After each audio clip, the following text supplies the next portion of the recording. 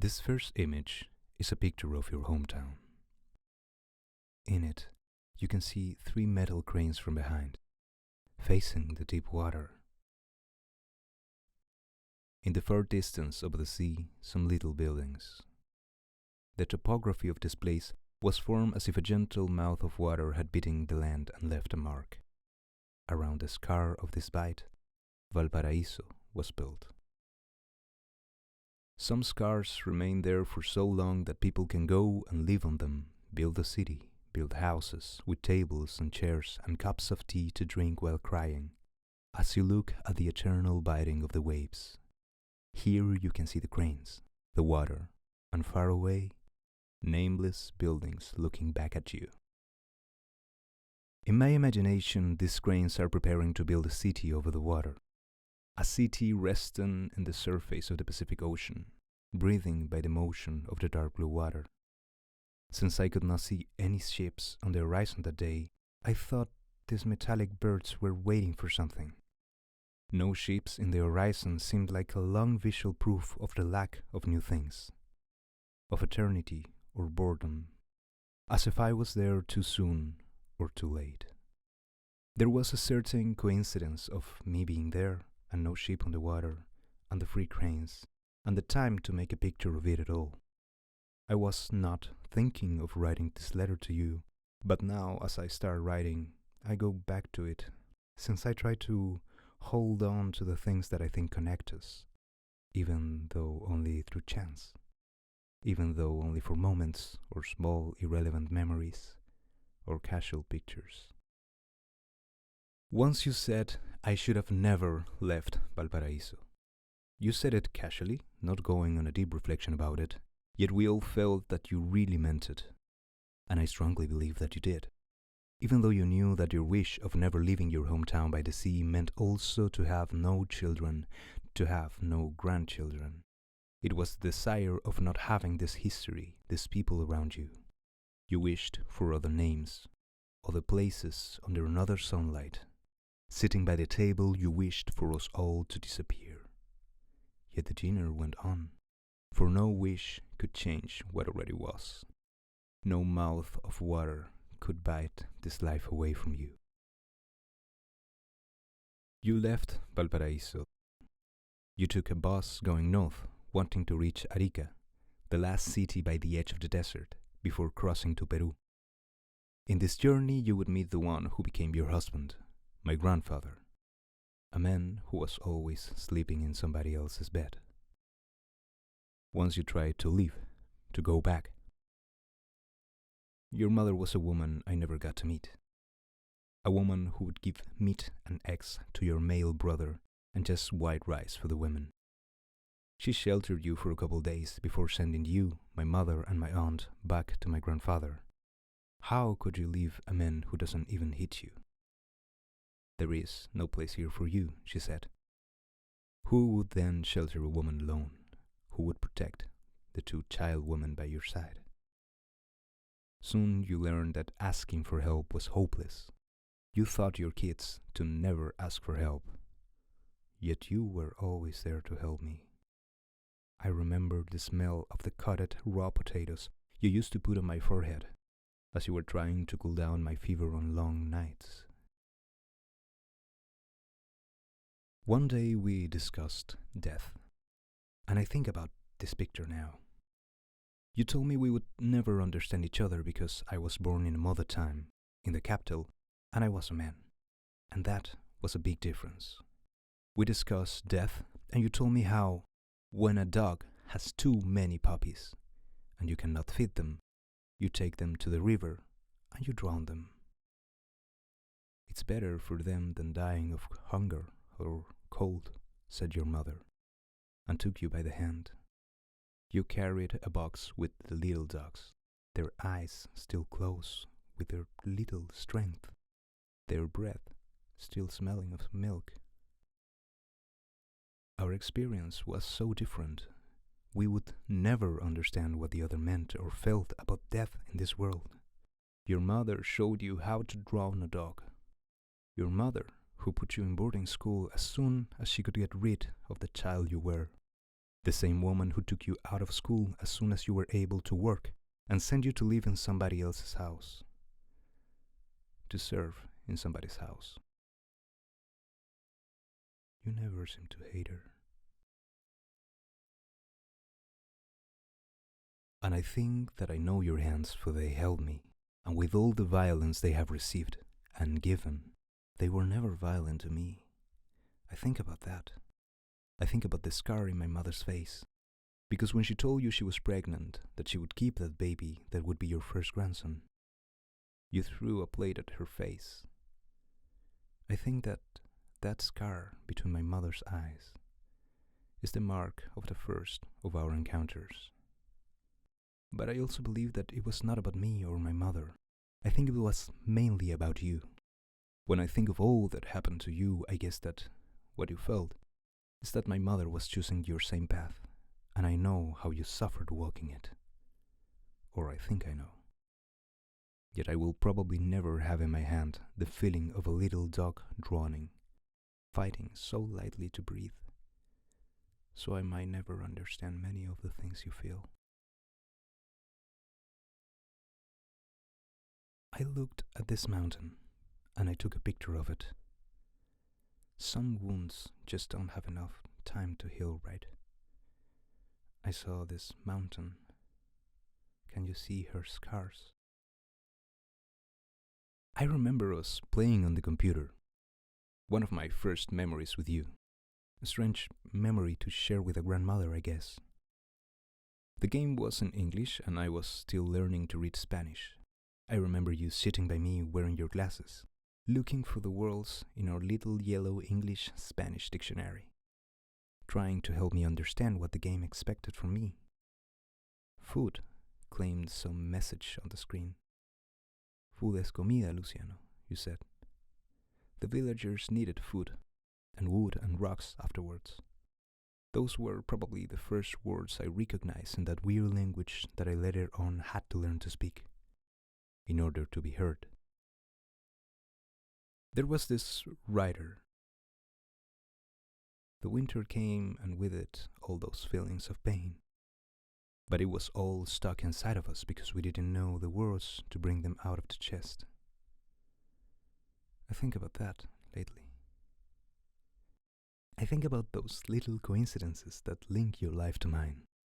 Those many things. I remember you used to give me ham and bananas, because you read somewhere that they'd make kids smarter.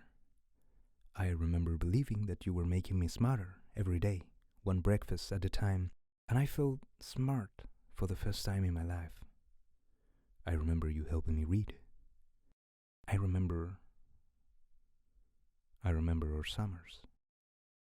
You used to work as a maid for these rich people, cooking, cleaning, raising ungrateful kids. In summer, as they spent their vacations in Europe, you used to take me with you to work, in fancy neighborhoods I saw for the first time. I would swim in the pool until the day was done, and we would take the bus back home. And the years went by, and I came back to that same street, this time invited by people from university. I was alone for a moment, and I met the house workers through an open door into the kitchen. This woman only greeted me in a very shy way, as I saw her on a corner busy with something, trying not to disturb. I saw in her eyes that I was a guest in this house now, and I wondered if you ever had to look so shy not to disturb people. I was your grandson in that moment, and they didn't know. The grandson of another maid, and they didn't know. I was ashamed of being there, or angry of being there with them, not in the summer, not with you. I remember certain things you told me about being Jewish, about Europe, for you also work for a German family. It was weird, for in Chile those things were rare, except in high-class circles. Until the last day before I left, you were still testing my German with random words you collected. Kartoffeln, you asked. Papas, I said, laughing. And you laughed too. The old German boss wanted to eat some potatoes. On his dying bed, you said. Kartoffeln, he said. with a smile. It is just the casual things that somehow make me think of everything. This other picture is a picture that I took on the way to Valparaiso, as we stop at the grave of a poet. Open this grave. At the bottom of this grave you can see the ocean, is written on the stone. To the right in the picture you can see the houses people built, taking unused pieces of land without asking for permission. Why shouldn't they try to see the ocean, to build a home? You gave me my first books, 20,000 Leagues Under the Sea, Sandokan, and also Azul.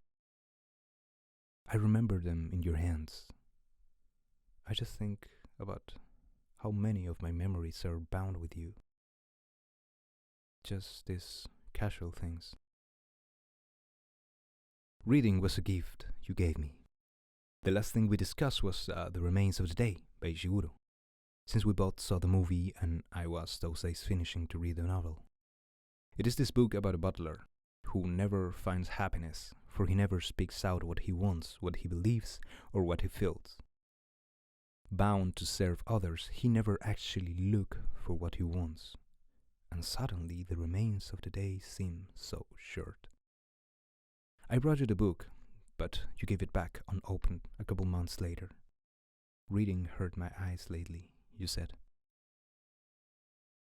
There is this other book, The Obscene Bird of the Night. The author describes a house of retired housemates. He tells the story of this maid who had no money for a grave, yet a former employer, a young woman now, offers her her grave. You can be buried in my grave and use it until I need it. Then we will take out your bones. Warm my final bed, as you did when I was a kid, she says, so lightly. A woman has passed away in this book. On a box with her belongings they found paper wrappings, and inside of them more paper wrappings. In desperation they open little paper bags and boxes and bags, trying to find something, a ring, a letter. But there is no final object that helps make sense out of her life. Sometimes after someone dies, there is just no way of making sense of all the cruelty and the pain. And sometimes it just doesn't make any sense. That is usually the page where you have to drop that book. The page where you know it won't make any sense.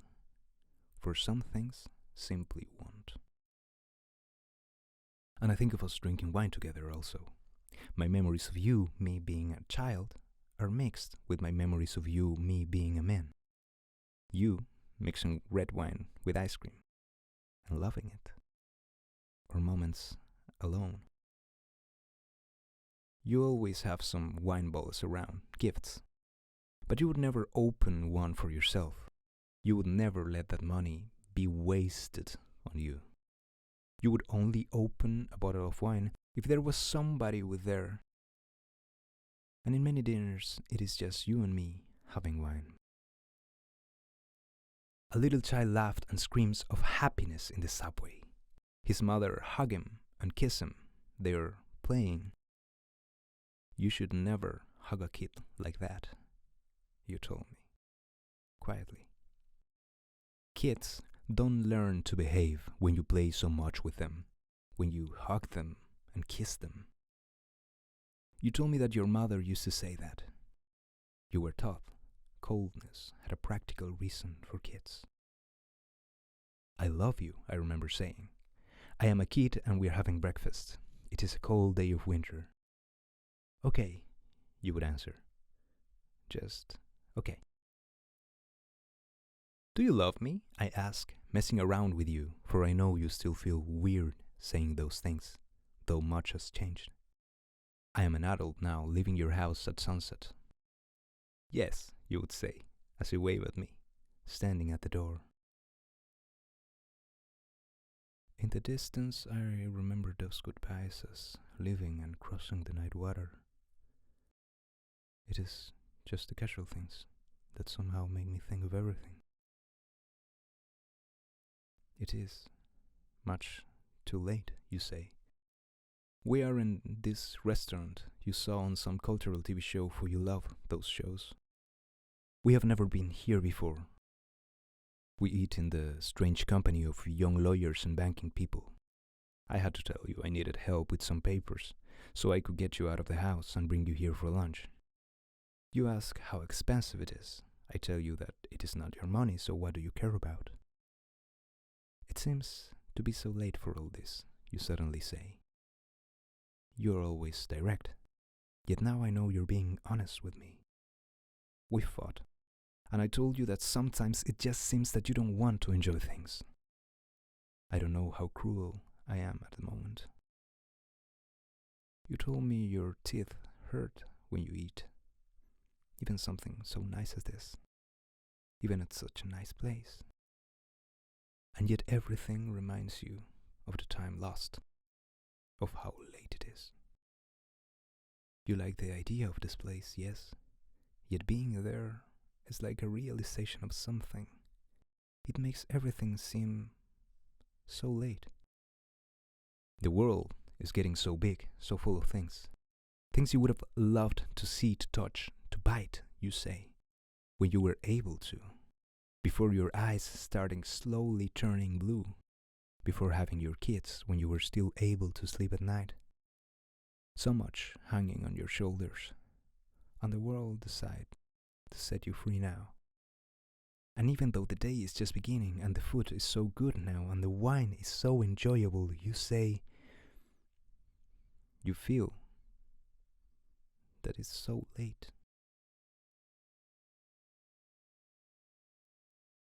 There was this old man, lost in thought, at an ice cream shop, I remember. And to meet each other now, you told him. He smiled back at you and he said, yes. Now, you both meant, as a moment so late in life. Yet you smiled at each other for a while before saying goodbye. He was Antonio something, you said. He was famous, you said. He sings that song, and you hummed it to me. You were so happy. And to meet each other now, you repeated, as we walk away. The song was lost in time, completely unknown to me, yet so dear to you. This old singer sitting alone in an ice cream shop, as a star slowly sinking in the water. Y llegar a conocernos ahora, repites. Y llegar a conocernos ahora. Y llegar a conocernos ahora. Not many times have I seen you so happy.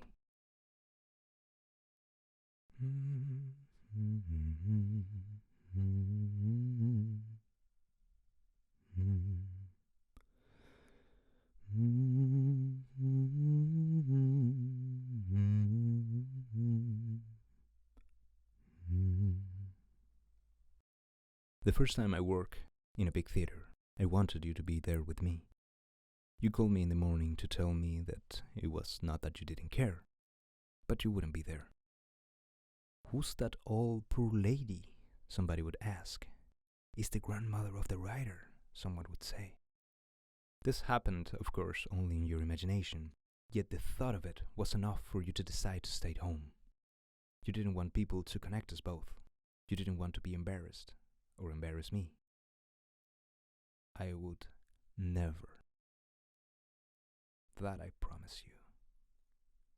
For I am bound to those summers, to those long nights of fever, to those old books, and to you I would never. Sometimes it is not easy to talk to you. My grandmother, I would say, describing you to a stranger, my grandmother, she is an incredibly smart woman. As she was young, she was gifted, beautiful and strong. Yet the world she was born in was not made for such women, especially if they didn't have any money, and especially in Latin America. My grandmother,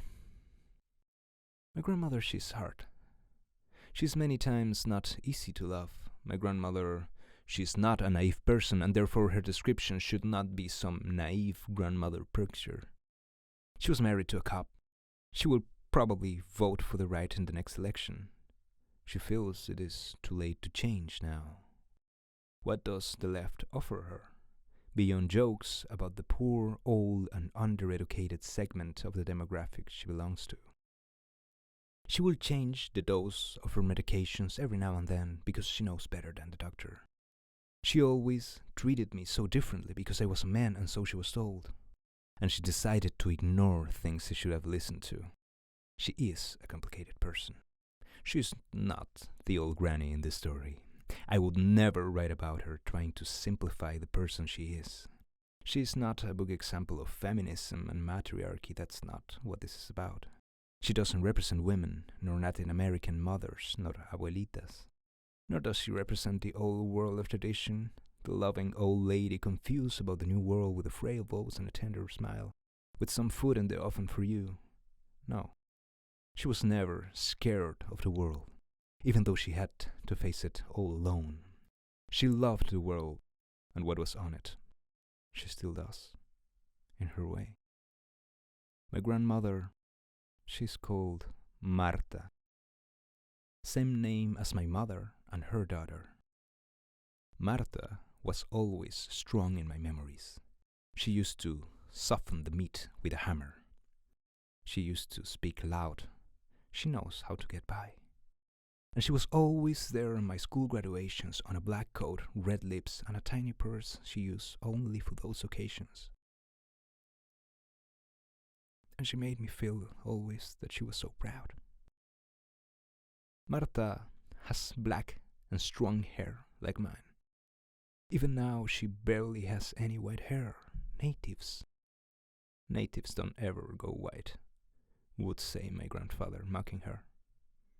Marta didn't have the opportunities that I have. Marta is her name, yet since I was born I have only called her Meme. I don't know the origin of the name. Yet I was the first grandson, so I guess I was also the first one to call her that. I love her. Despite the complicated parts of her, all the complicated parts of her, I love her. And I try to make sense of our history together, for I believe she made possible many of the things that I can do now. Despite our political differences, I think she made such differences possible. And everything I get to do for others, everything I can give to the world and the people, also comes from her. You're worried about me, you said once. Why do you choose such sad things to write about, you ask? I didn't have an answer. Do you live your life in sadness, you asked. Writing about you, I try to think that what makes us sad is a sign. I think that our ability to feel each other's grief is what allows us to understand the world and the things we should change about it. To see pain and to try to put a stop to it. I think my connection to you is a connection also to your pain, you know. And that is what makes me want to write this letter. I think the things that hurt us the most are what makes us able to undeniably point to the wrongs of this world. Not to us, not to the ones similar to us, but especially those we don't understand. Those lives that don't make sense. A smart child not being able to finish school until she was a woman.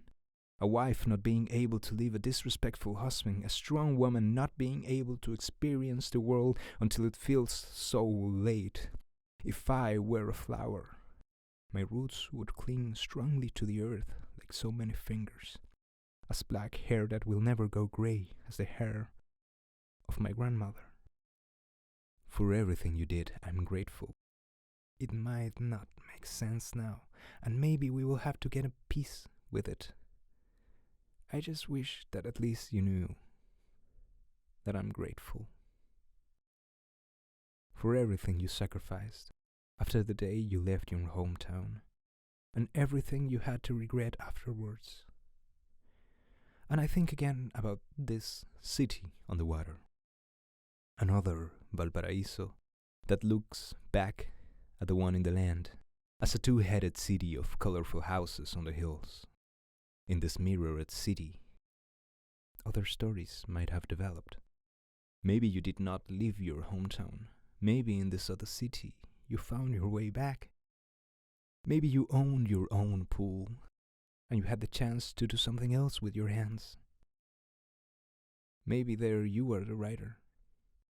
You never brought your grandson to a rich neighborhood to swim in a pool in the summer, for you never had to serve no one, for you didn't have to burn your lives and dreams to keep your daughter warm in winter. Maybe in this other city it is not too late for anything anymore.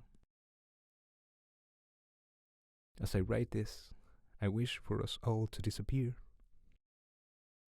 even though it's no longer possible. We both wish it made sense. I like to imagine everything given to me is given to the young woman you once were. Every hand that helps me to stand up feels also like the hand of my grandmother, for so much has been given to me, and I wish it was given to you too.